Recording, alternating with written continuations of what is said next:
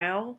So the idea here is that you're not doing any extra ornamentation on this building. It's very clean looking, and the glass looks straight into the structure.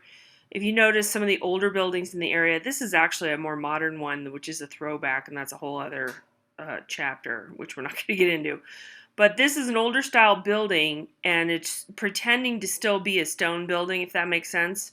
This is really not pretending to be anything other than what it is, which is a skeleton of steel with a skin of glass on it. So it's very clean in that way. It's very mid-century, no ornamentation. And again, this is made up of this piece here. So there's two dominoes, is what they sort of talk about them as. And this is a way to pull this off of the street and allow light into the other buildings.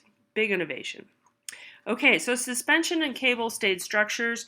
So suspension bridge is what we know most, but it's a cable that's going to run across vertically, and then also there's a parabolic curve between the support systems. Okay, cable stayed structures combine piers and suspended cable stays. Suspenders rise on incline toward the towers. Okay, it's easier just to look at the image. We know the Golden Gate Bridge, even if we haven't been there, everybody's probably seen an image of this. So this is constructed so that, and you notice this curve here, which I find so interesting.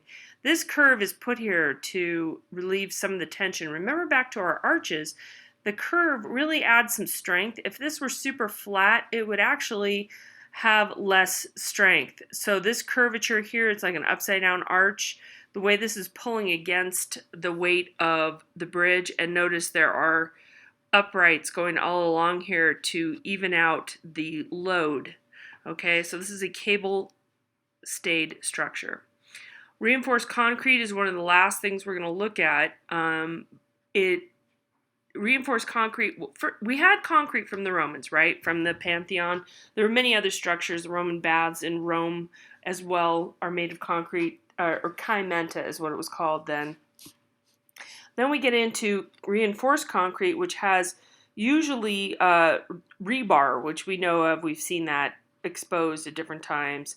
And a lot of things can happen with reinforced concrete. So this is one of the penultimate buildings built in this style.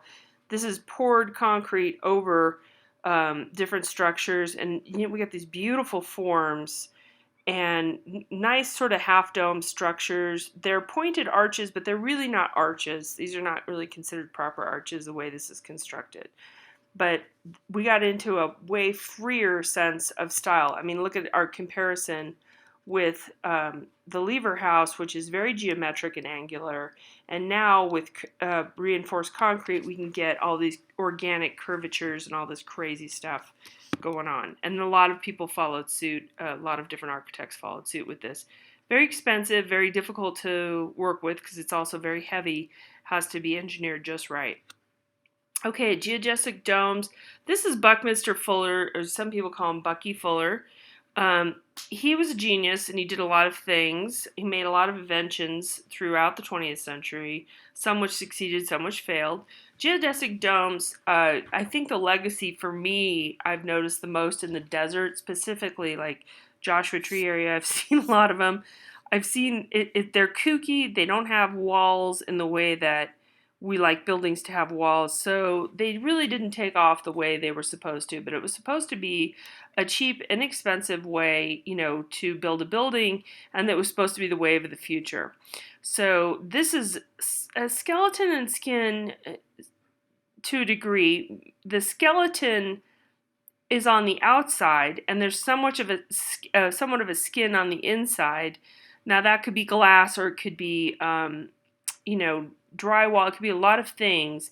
In this particular case, because this was the U.S. Pavilion in '67, and here we're still believing in the future and how everything with modernism is going to be better, which we later learned with all our toxic chemicals, not so much. But we really thought at that time, or the population really thought geodesic domes are going to take over.